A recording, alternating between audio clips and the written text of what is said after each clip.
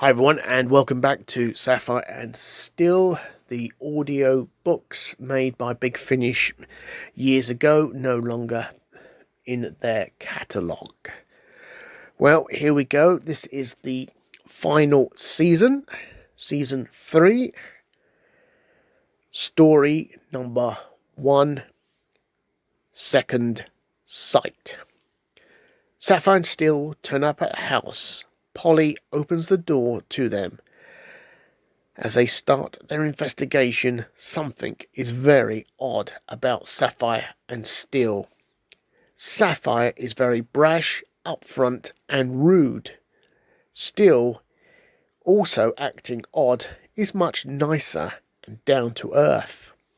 The reason they are there, Davy has vanished, and all the clocks in the house have stopped. Playing a CD, Sapphire picks up on some fracture and detects 3 people before throwing a bit of a fit. Sapphire is very moody and Steel is more talkative and nice. While talking to Polly, all the clocks start again and Davy returns. There is a sound of something playing. A piano is being played, and Sapphire is angry. Ruby has turned up. Sapphire and Steel have an argument about Ruby, and Ruby is rather bemused at their actions. Ruby, clearly fed up with both of them, takes charge, asking how far their investigation has got. Ruby puts it to them, the whole house has been moved back in time by 20 years, and proves to them Davy is in fact a ghost. He died 100 years ago, and could be the trigger. Even Polly could be a ghost. Ruby hears Steel.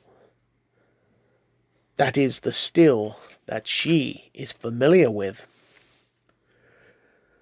Ruby, looking back into the past, starts to understand Polly and Davy and what is really going on.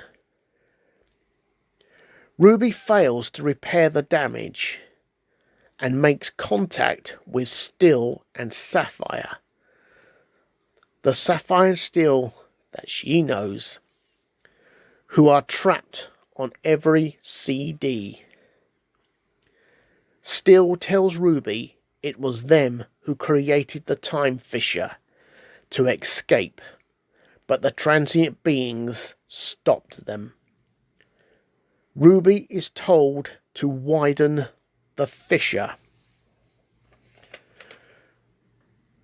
Ruby widens the fissure, and the result, she frees Sapphire and Steel.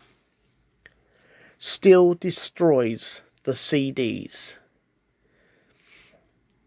It seems the other Sapphire and Steel are younger versions of themselves. Steel states they are not supposed to be there and they must go. And they do. The damage has been repaired, and the Sapphire and Steel that Ruby knows are back. They have been freed from captivity, freed from the trap set by the transient beings.